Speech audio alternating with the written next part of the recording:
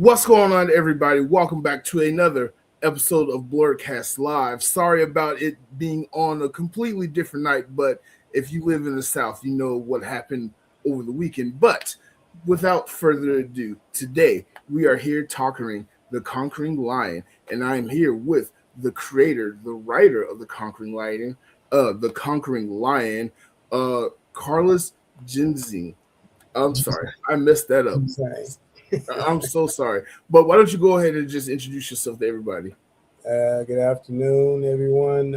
My name is Carlos Juzang. I'm with Abyssinian Media Group. I'm an artist, illustrator of The Conquering Lion, which I'm doing a Kickstarter campaign on, and just being educated on what one is Kickstarter as well as the exercise of doing raising coins for your projects, things like that.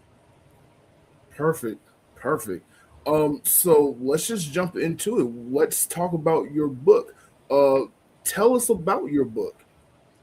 Well, The Conquering Lion was a tale. At first, it has two different beginnings. First of all, it was a kind of a comic bookish, um, let's just say, African nationalist view of a character to start off with, and as well as the spiritual. And it got kind of cosmic in the sense that I had to stop it and redo it because it really had no cultural base, if you understand. It was more, more, it seemed like more induced by by other things. So I went and started to research on the East African and Central African cosmologies and discovered the cosmology of Tolorot and his cosmology, all the people that he had, and it would sound like a great story to introduce this character, as well as involve me trying to explain the spirit of Nyabingi. So in this and in fulfilling the character's mission, which is to save a planet from being industrialized and becoming a really totalitarian world, trying to go on to dominate others. This was their method of sending in an emissary to stop such and get them back on the path of spirit and love and unity and taking care of selves. So that's basically the small, let's just say, short version of what Conquering Lion is. I'm sure I'm gonna get a lot of questions and issues about it, but you know, No, no, it sounds fascinating. Let's talk about the creation process a little bit of why you wanted to tell this story and putting the team together that helped you make this story come to life. Why did you want to tell this story, and why is a comic or a graphic novel the best way to tell the story? I felt that a majority of the comics that I was seeing really was based on American culture, American or yeah, American. You go South or North America, American culture altogether, and nothing big. And the storylines were more Americanized version or a carbon copy of what has been done before. In the characterizations that I created and the story that I'm creating, I'm trying to show a method of using traditional characters, traditional uh, individuals, even stories, and involving them in comic book form, getting them just as much attention as the characters that belong to the house that you got a T-shirt of. Yes. Right. Um, I'm actually kind of glad you brought this up because a lot of the media we do consume has a lot of Western or now East Asian influence. And Yeah. me, myself as an African American growing up, there was not a lot of media out there that was truly representative of the Black experience or even the African American experience without it being typecast and stereotyped to be about drugs and gangs and racism and this and that. So you wanting to bring more African roots into your graphic novel, that's like something I've been wanting to see Um, more of, and I'm happy that a lot of indie creators like yourself are really reaching down into that basket and pulling out our culture, like our lost heritage, if you want to say. yeah, something just about what I was trying to achieve. More so, I'm not discounting or discrediting those that wish to tell stories about modern issues and problems that are going on. No, I really, that's something that down the road I'll probably get back into later. But right now, I felt that what was missing from the genre was the fantasy, the ability, and the fantasy that was based not on European stories, but on traditional African stories. Or if you can, we can go back to the different ethnic groups from Dogon to the Egyptians to actual. But I got mostly the area in Kenya and Central Africa. I forgot the name of the country, but and getting there, using them and telling stories with those characters, those traditional things, and then also maybe even bring back some of those traditions just because you've done a comic that brought this, the possibility that could happen. And I, right now, what we're going through in modern times and in the United States at this time, I feel it's either go for it or watch it die. That's the way. That's the way I see things are going. Either you're going to go for it and fight for it, or you're just going to sit here and watch it in your lifetime die. And a lot of things that's been fought over and people have died for is beginning. Like you're saying, you're beginning to see it just being eliminated. Um, but getting back to the comic, I'm hoping that with the Conquering Lion that I give it's more layer, pretty much layered tale because it using the traditions of them. I'm doing a cosmic space tale because the individuals are on a ship, a starship.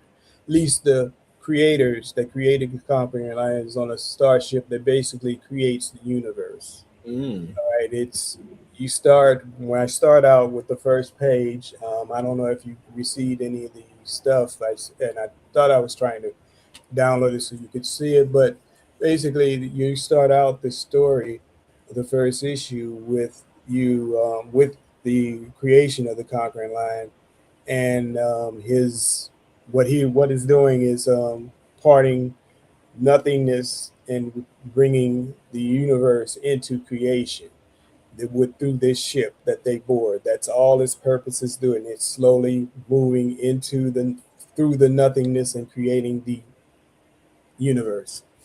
And thus you're in, and that's the only purpose that it's ever been doing. And what you're doing, we're getting into a story of one of its creation and how it's going wrong. So that's No, that sounds perfect. I believe we can actually show the trailer from your Kickstarter, so oh, everyone can take a okay. look for themselves. All right.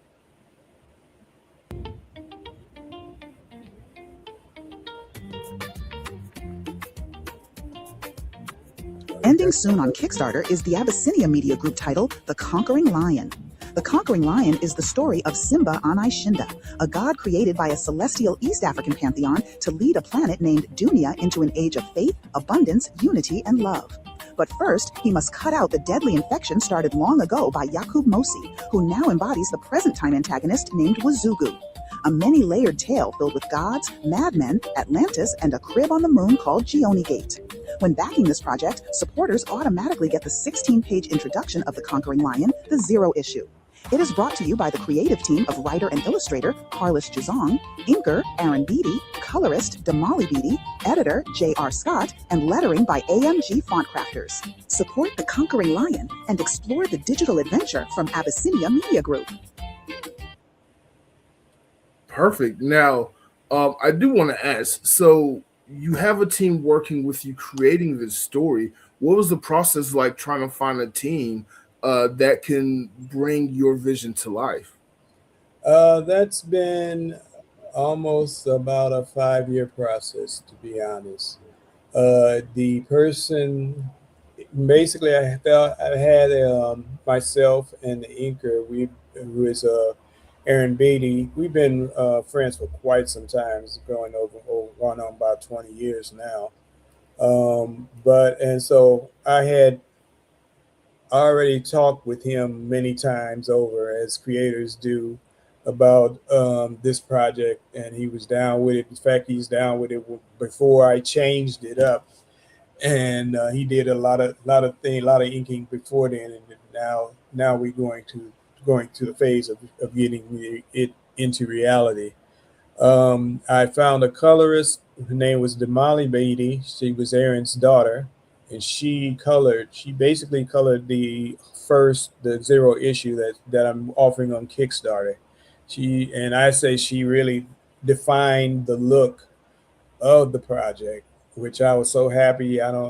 She just don't know how much I give her credit for that, because I have to give her credit, because when I had started, I was trying to figure out how it would look in color, because I'm really traditionally a lot of black and white artist, and color is not that I couldn't do it. I have done it before. It's just that it's time consuming for me, and I try to quickly turn out pages like that. No, I get it. I get it. So she defined that, and then when she had gotten busy, she had to give up the position. So I was on the search of finding a colorist, and that was I say about a year of going through a lot of different colorists, which were not satisfactory, until found Walt Barner, and he did very well. And in fact, had a few things that he has done and colored that's wonderful. I mean, I can't complain. In fact, I don't know if you're getting any of those pages or not, but no, we're scrolling down the page as we're going along. Oh, you scrolling down? Oh, you on there? What you call the Kickstarter? Yeah, we're on the Kickstarter. Yeah, you're on the Kickstarter page. We are on the pledges section of your Kickstarter. Why don't you tell us about some of the benefits that your backers could get if they pledge to back your book? Okay, well, great to say that now. Now, on the pledge sense, we have the dollar pledged with no reward. You have a $5 pledge, which you get the digital copy of the Conquering Lion #0.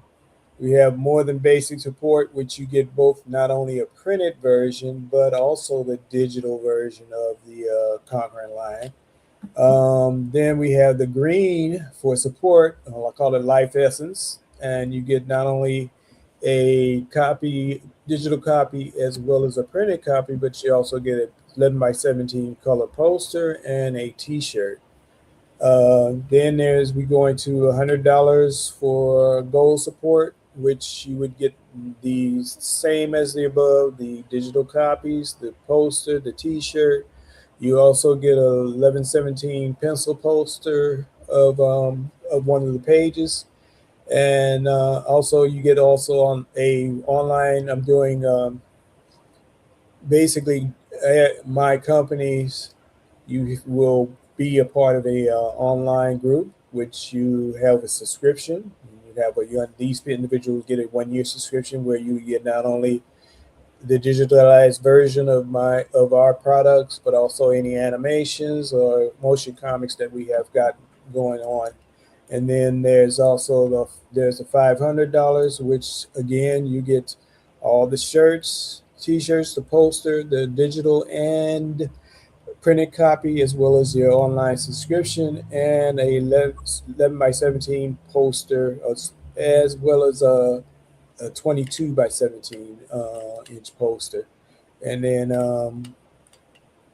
you got yes, and that's about it. Now the also the $1,000. That's right, $1,000, where you get both everything that's listed above, as well as a pencil printed post 7 by 17 poster, color poster, and t-shirts.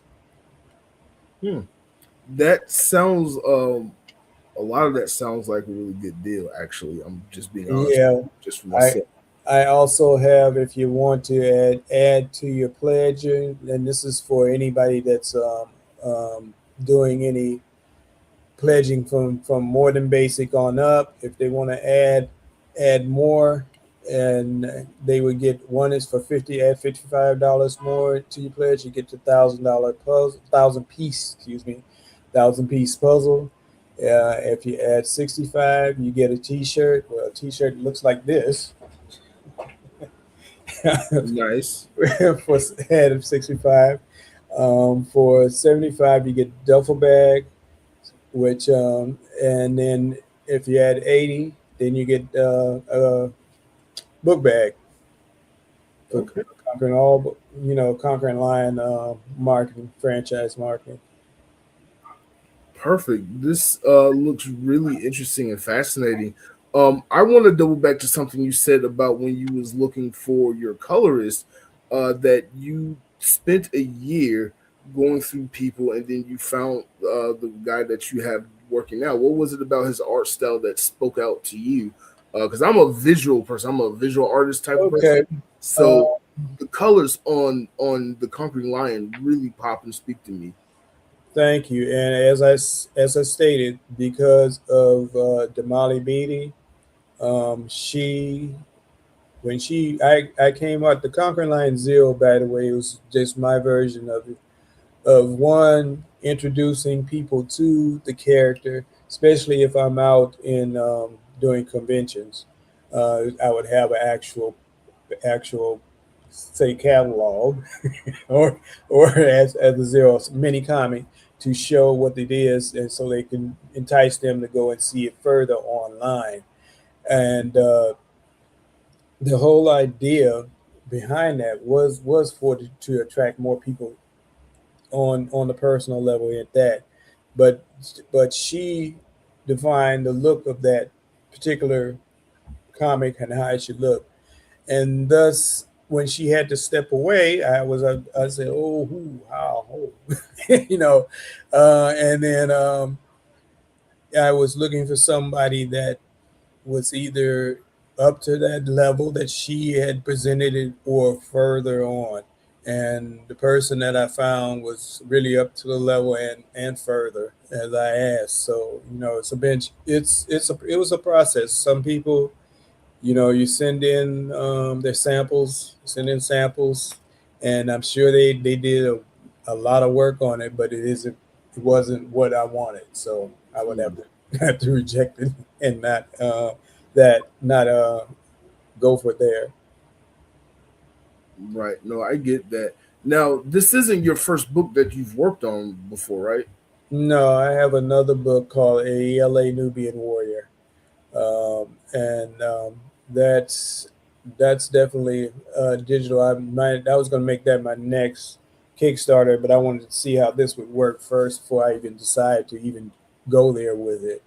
To get the actual issues printed. Right now, the first three issues are online and are at the my Etsy location for our sales. So you can go to my website, which is abyssiniamedia.net, and go to the marketplace, AMG Marketplace, and then you can go and order from there the ALA Nubian Warrior and See what you like. That particular one, the LA is more of still African centered. It's about a universe created by twin gods. It's basically I got it from Zulu culture. They believe that they had creation was created. The earth was created from twin gods. They decided they were just born into existence. The twins was fraternal, not frater, yeah fraternal, yeah fraternal. One boy and a girl, and they made creation of the earth, the sun, the moon, the stars, and everything. And I use that as well as me experimenting with the how colors, mixing of colors, the printing colors. Wanted to do it, but I used each color as their ethnic group that they created. The two twins created, and when it's called the world that they created is called Nubia, and thus they decided to one day distribute their powers, just parts of their powers, to different parts of the land of Nubia, and thus that's where the different ethnic groups of Nubia, which I have. One of them you might see behind me, which is she is Ramafujo. She's Mahoman. They have the power. Their power is color blue, but it's mostly air. They have power of air. You have the ALA herself. He belongs to the Batodan tribe. They have the power. They were gifted the power of thunder. You have the Kush tribe, which mimics the Egyptian culture. They were gifted with the power of water, and to manipulate water, and it's green. Their color is green. And then you have the antagonist, which is Giza Mganga, which is the power of magenta, and they're mostly Earth. They're of Earth. Okay, so you got those type of, you know, yeah, you got that. Yes, that's the printing. Those are the pages that were colored by Walt Barner for the first issue. Nice, really nice. Yeah, it's coming along pretty well. Now, you mentioned that this is your first Kickstarter campaign, and you are thinking about doing the second one. What are some lessons that you have learned from running this campaign that you're going to take forward into your next one? It may be a while I do the Kickstarter campaign for ELA. I've learned a lot from Kickstarter in the sense that it's to me, and this is my personal opinion, it's not all it's made out to be. And why I say that is because what it seemed to have happened with me was I was becoming inundated with a lot of spam. And spam meaning individuals that would, and then some would even false pledge large amounts. Okay, because my amount, though I'm still seeking pledge, my amount is very low, like just in the 120, I believe now. Now I've had that pledge go up to at least $10,000. Okay, but what had happened is the individuals would pledge this, then send an email to say that they have other ways to help boost my pledge and all that. Now, when you contact them, you find out they're basically trying to hustle other fees to using Kickstarter as a method of, finding people to work with. And thus, what I have heard from people that have experienced this is that things will go well until the last one, and then yes, in other words, you go on and pay them to help you boost your crowd, get more pledges and all that, and everything will look fine till the last day, and then all of a sudden it doesn't make it. Mm. But of course, they've asked you, and you had to have paid them. One individual was talking about at least $500. Wow. Okay. You see what I'm coming from? Right. So you've already invested $500 to help for them to help you boost your crowd, boost everything. But on the last day, if you don't make it, you know how Kickstarter works. If you don't make Right. all the pledge, everything goes back. Right. But what have you done individually? You shelled out your $500 to get all these pledges. So I found, I don't know what I did to attract, but at least I had at least 15 or 16 individuals do things like that. At least trying to do things like that, because I've never, once I'm on Kickstarter, I'm trying to get you to give money to me. Okay, I'm not trying to shell out anything for you. That was the first one. The other lesson is that if I were to do it again, I would have an advertising budget that I would personally direct who and what platform that I would run ads on. If you get my drift, it Right. is success with going through Instagram, Facebook, and using the ads to do that yourself. Okay, but getting the other people who they start out at, as I said, for their fees for doing it would have been $500. It's not really business wise to me. And you have, as an artist, as I don't know if you know, but I know my time is kind of finite. It's very limited. So I'm doing the things I'm doing, and I'm juggling 3 other jobs, so to speak, to make sure everything happens and goes the righteous way. So that's the other issue that probably I have to, that lesson learned is how much time I'm going to need for promoting of the Kickstarter as well as financing the Kickstarter, because Right.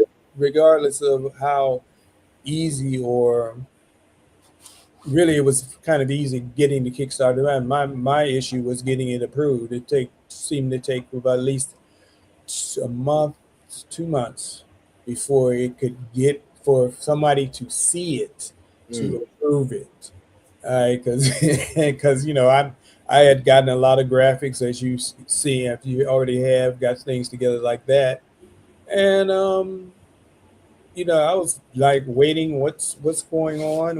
I think I had emailed Kickstarter, the startup team, a few times before they told me that, okay, in a week you'll probably get it. We got you, no problem. Go from there. So that's another thing that has to that I learned from Kickstarter. But otherwise, I mean, I've seen and saw a lot of people have a lot of success on there. So I'm not really knocking the platform, but I'm just telling you what you can look out for, what how you should probably avoid it, and move forward. I'm so sorry that that happened to you. Um, the internet is a very fickle place at times, if that makes sense. Oh, Especially if we you're all doing. know. We all know. We see it, and then we're not getting political. Well, and Okay, please. sometimes we get political, but like, and you said at the beginning of the show that so much that's going on in the country today is a mirror of some of the content that we consume. There were shows I was just watching earlier today that I was like, oh my god, this is just a social commentary on what's happening, but people don't seem to get that because Star Trek is not political, or this comic or Marvel is not supposed to be political, even though it all is. I actually want to ask you that question from my audience member, and I want to expand on it a little bit too. are there other ways to self-publish outside of Kickstarter, outside of GoFundMe and crowdfunding services? And have you thought about going the publisher route, looking for a studio or a backer, um, someone like a Marvel or Pop City Comics or whoever to back your comic, and you go that route? Yeah, I thought about that, but for the level, if I was to go that level, I want to have more material out there and more material to work with, because then, see, when you start to get other publishers, then your creativity, your self creativity, your confidence in what you feel and know will work and won't work gets watered down. Okay, because basically, somebody's worried about their bottom line. Somebody's worried about whether their company might get offended by your work or your artwork or what you're saying. You have the other issue of whether or not, oh, it sells. Okay, if they feel it's not making that quota, whatever you have, put up, that's still the, you got to deal with that issue. And that basically means that I'm taking those type of hits myself, learning from those hits, and moving forward.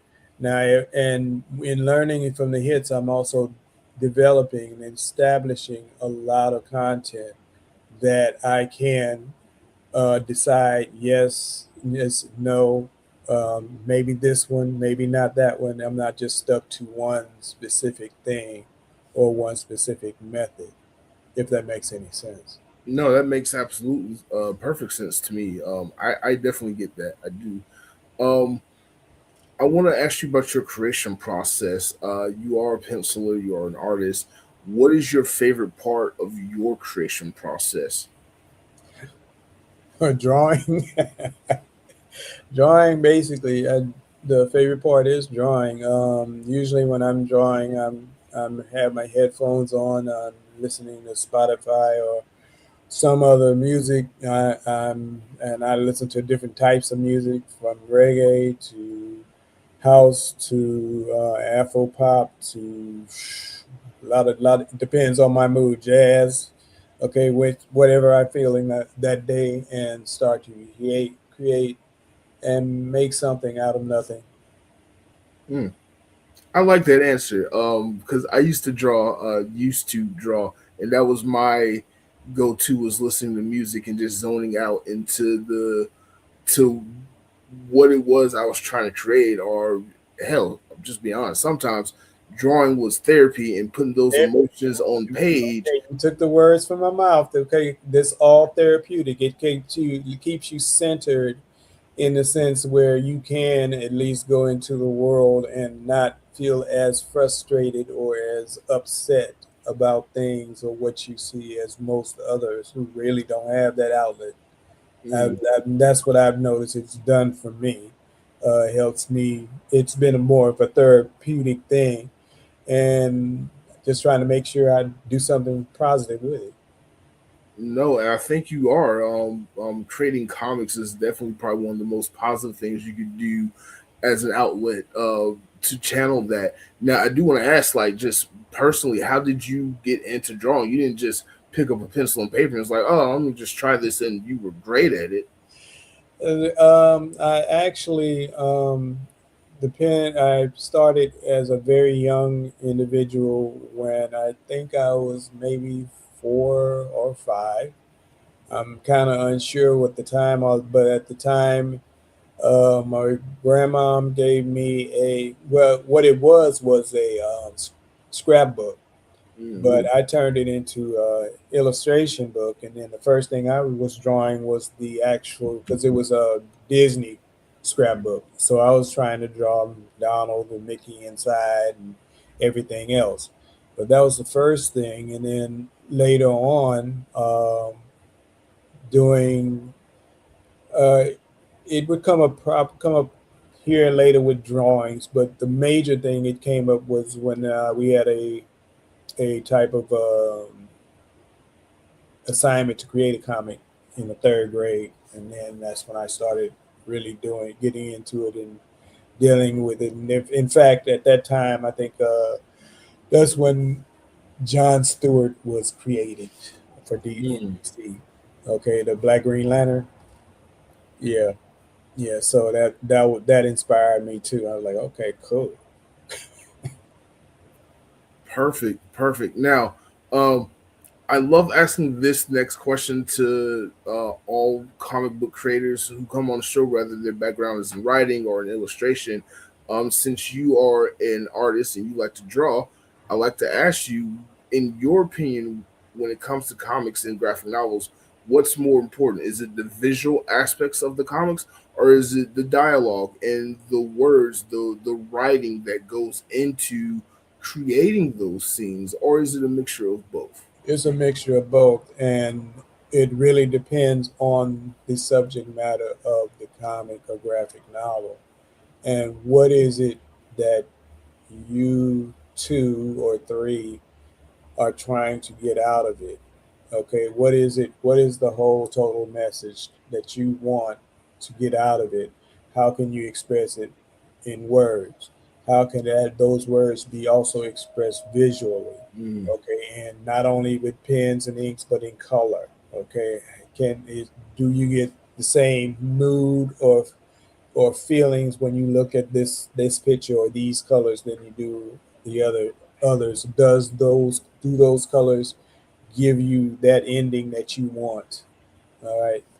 And another is just graphically, how you present it graphically. How are you trying to present it or market it graphically? Uh, Really, like I said, everything is equal level to me. You just, and it takes a lot. Okay, if you do try to do it in and on the quick and in the fast, then it will show. All No, right, that's it will true. show. That's all they say. It will show. That is very true.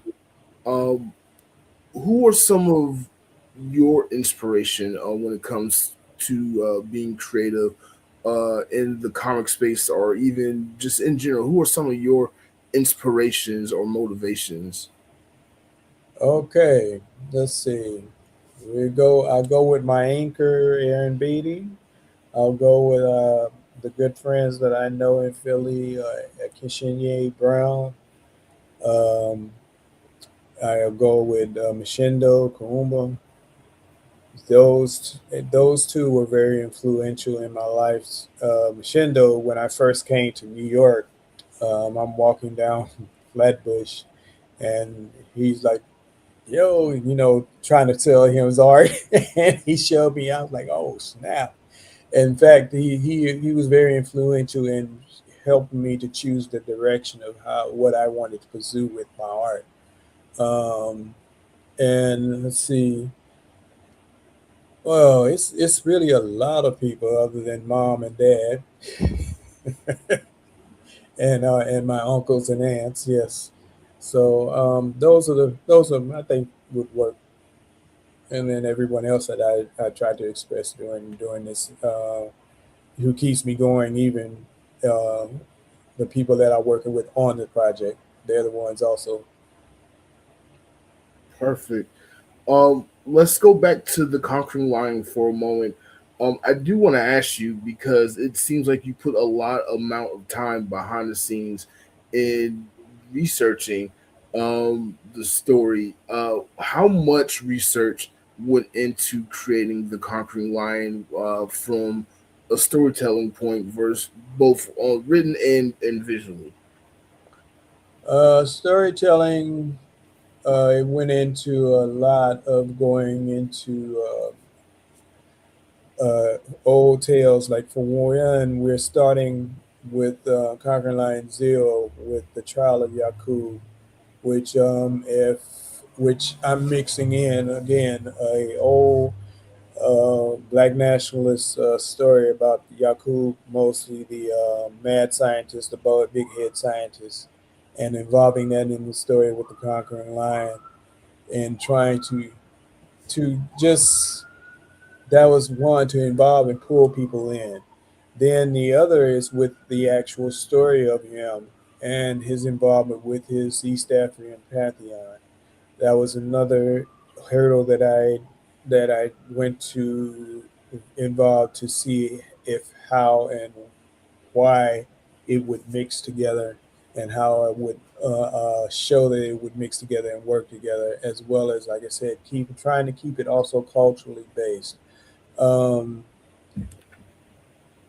Example is, well, this is just with this project, I'm more so just trying to work with stories that will take certain parts of the diaspora, stories within the diaspora, of the African diaspora, and make them work on a level that becomes a whole totally new and original story. Now, I know the story and you intended for us, for people within the culture, but comics is for everybody. More than people who look like us might pick this up. And I want to ask, what are some takeaways that you want non-Black people who might come across your story? What are some messages you want them to take away from the story?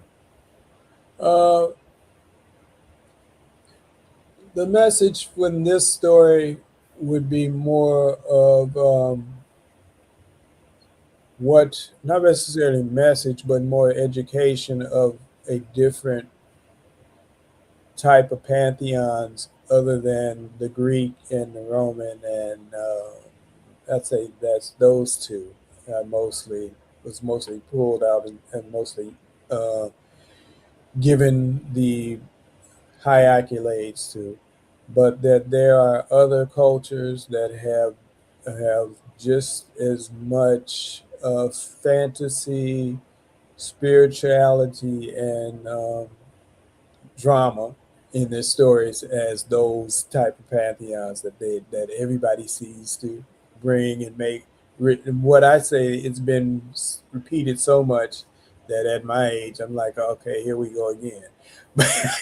But true enough, they're dealing with the fact that it's a whole new generation that don't know anything about it, and going on again with that. But as I said, I would want to get a new generation that would want to bring an equal standing and equal level to draw from, as most folks draw from the Greek and Roman pantheon. Okay. Right. So they won't.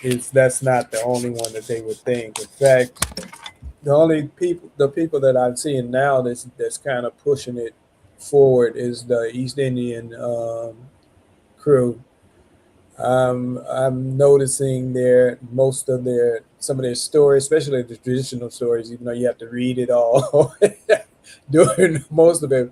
I really like and impressed how it's being portrayed and pushed in media, and made you to really enjoy and want to get more into what they do, what their gods are about. Okay, how close was this movie or fiction close to the actual mythology that was created about those characters, things like that. Right. No, I think that is excellent, and you bring up a good point. Especially in this country, we are taught so much about the European heritage and European culture of ancient civilizations, and we know very little about Africa's sub-Saharan African gods and mythos and legends. And there's so many stories there that can be told. And there are other, like I said in the beginning of the show, there are other creators out there who are reaching into the African pot and pulling out amazing stories to tell. I just recently did an interview with TJ Sterling, who's doing a Musa line of Mali and telling the story of Masa Musa. Yes. Now that's what it's just telling me, that what I've been doing is paying off, because somebody's finally doing things like that. Yeah, I would hope to see more like that. It doesn't necessarily have to be me doing it.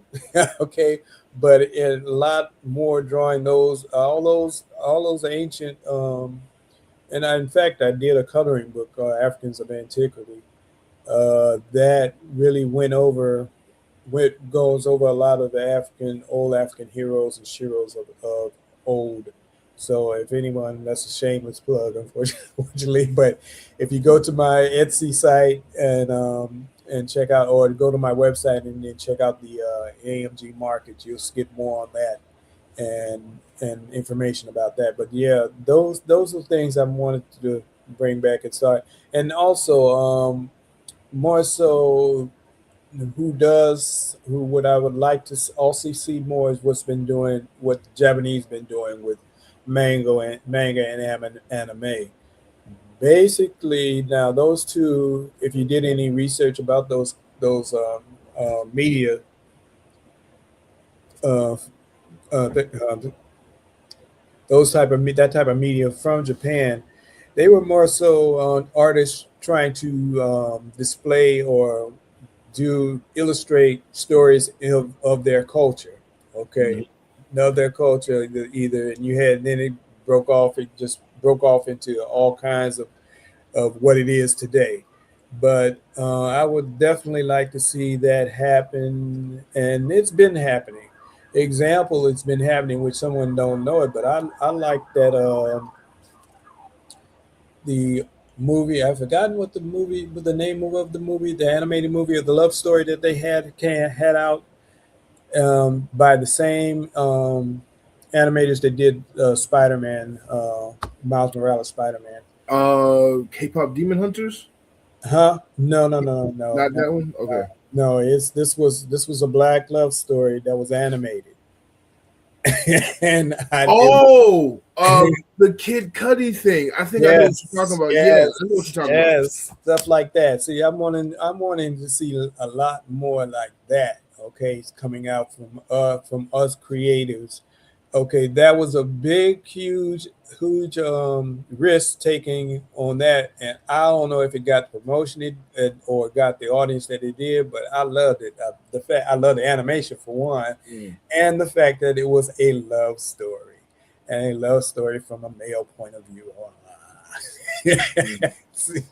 So, which you very seldom see. Any love stories are usually from the feminine point of view and things like that. But yeah, I enjoyed that part. So experimenting with storytelling that way, with storytelling and animation that way, that's basically what I'm trying to fight toward, or keep pushing forward, or give the message that this is where we should roll or start to roll. Perfect. Perfect. That's awesome. That is so awesome. I'm gonna, since you kind of qualify in this classification of guess who I'll ask this question to. Like I mentioned, I have interviewed TJ Sterling and I've interviewed David Crownson, who's the creator of Harriet Tubman Demon Slayer. And one of my favorite questions to ask creators like yourself and them is, what other fictional, mythological, or real life Black character would you want someone, not necessarily yourself, but anyone, to do a story about, whether it's from African mythos, whether it's from African American culture, uh, real, fake, it doesn't matter. Is there a character you want seen immortalized in a comic and a story told? Oh wow, that's a lot, and that is a lot to think of. And Reese, I really can't answer that. Okay. I really can't answer that because it's it's a lot. That's a lot to think about. A lot, and the only person I could think of to come to mind. Uh, oh yeah, okay.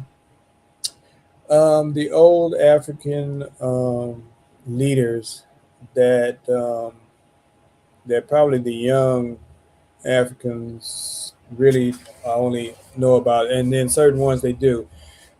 This life, for example, the life story of Haile Selassie, the life story of Kwame Nkrumah, the life story of all the folks of the African unity, the unified nation of Africans. You remember they came out, they all started, and it was all started in the 50s when I was born. That's what I would like to see. Okay, just like Homeboy's doing Mansa Musa, yeah, something more like that, and you get to understand the actual plight and issues that they were going through in the 50s and 60s, and then you'll notice how some are similar to what's going on now. All right. Yes, it is so weird how history repeats itself, and yet nobody seems to learn from it. Not going to go down that rabbit hole today. But this has been great. Once again, thank you for coming on the show. Thank you for creating the Conquering Lion and giving us that representation out there that we need to see. Oh, that's what I wanted to get to. You mentioned you wanted to see more animations of certain of blackness, basically. And to that, I say we need more black animators and more black cartoonists. And you got that. You got them. You got a lot of them. What you don't have is them being hired or having the financial backing to make that part too. Reality. Because it takes a lot to do animation. I'll try to get as much as I can in. It takes a lot. One is financial, and it's the time it takes to deal with it, as well as all the time for timing the voice, timing the actual animation, timing, making sure all crosses, all T's are crosses and I's are dotted from credit lines showing to titles going up. So that is already here, and quiet as it's kept, something I'm working on. But right now, I'm trying to get the actual product to work on done first. Right. Before I start to make sure I have it animated and in games and things like that. So all I can say is wish me luck and give that I do something quickly, and hopefully we'll see with the Kickstarter. We're trying, and go forward. That's all you can do is go forward. Perfect. Perfect. I just gotta ask before we get out of here. After this campaign ends, what's next for you? So this campaign basically kicks off me starting to go and being at actual conventions and selling product as well, because basically I had stopped surprisingly enough, I was doing it during the pandemic. I was out here selling comics and all that, where everybody was staying inside, and did very well. And then after the pandemic got over, I started to do other things and make sure bills are paid and all that. Even though during the pandemic, I didn't have that much of a problem either. I was one of the blessed persons that was working then. But more so now, I want to get into dealing with going to conventions and working that out. Perfect. What conventions would you want to start back in vending at once you get everything together? Well, right now, I'm seeing if doing more so the online conventions, because one convention I forgot was I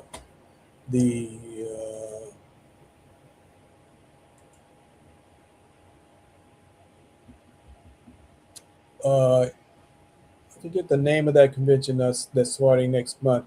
Well, basically, I already met. I wanted to do one of the black conventions that it was in. One was in Detroit, and I think another one was in Atlanta, but I've forgotten the names of those two conventions. But and then it was another online type of Virtuous Con. There you go. Yeah, that was one. That was the one. I'm supposed to be being a virtual vendor in that one. And then there's the Chem Fest. That's right. Chem Fest was another one because they have.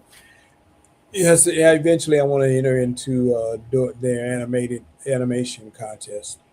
Um, and then I'll go from there. It's a few others, but I don't have the list. They say I should, I thank you because I know next time I'll be prepared for this question. Yes. Well, no, that was just a fun kind of question because I'm a big con buff myself. So if you was gonna name a con, I was going to. I was like, I can't wait to see you there. San Diego, I would say that, but San Diego is. I was blessed enough to attend a San Diego con, and this was this was really the last.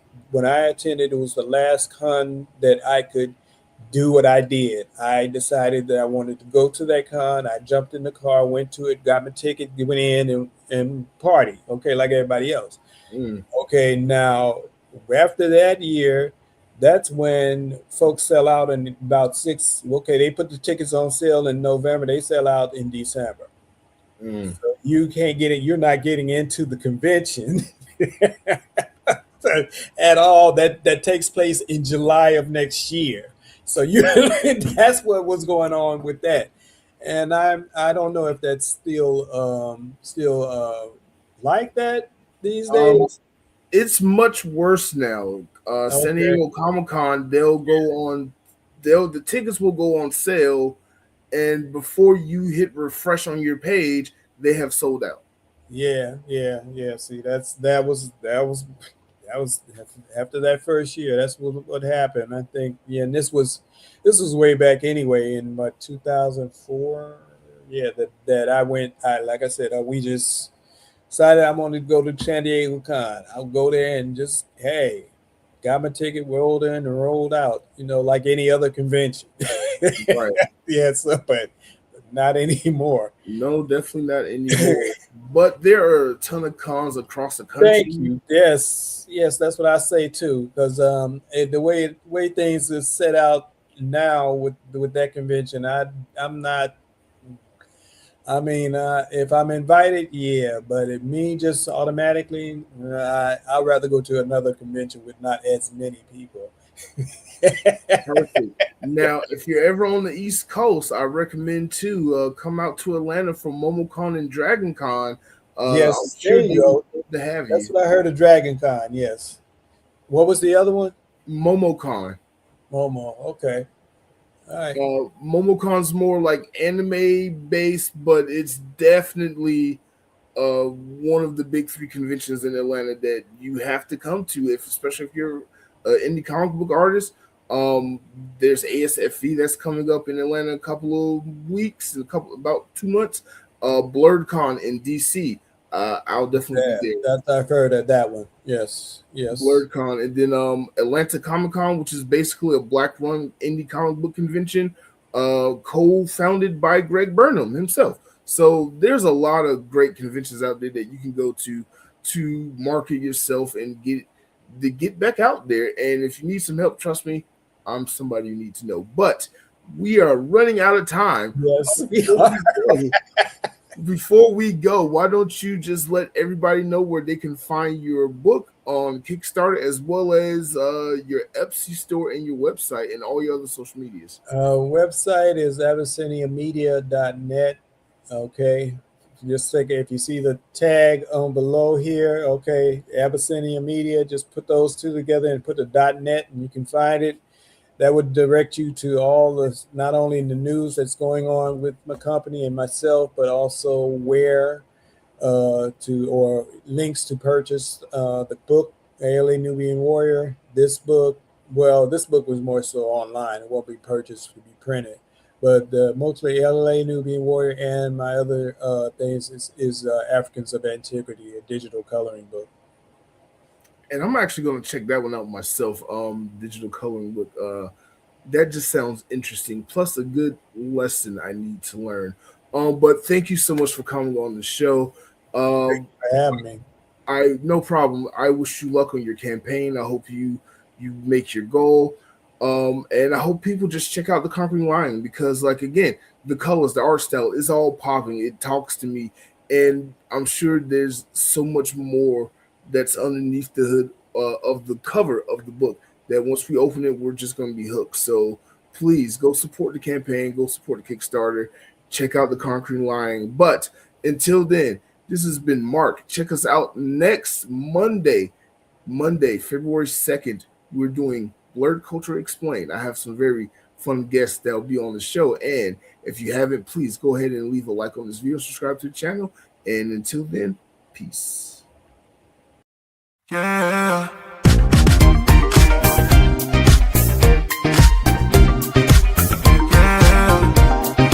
Be somebody tonight, yeah. I love it how you move it, how you wind it up. We can jump into it, we can line it up. We can stay slow with you, me. We can stay slow with you, me. Yeah. Be somebody tonight, doing that dance, digging that dance. I know you can be somebody tonight. Be somebody tonight. Pull up on me. We've got so much to see. Maybe I can show you now. Tear your top with the top down. Baby, I don't wanna hit the friend zone. Just do it like I'm in the end zone.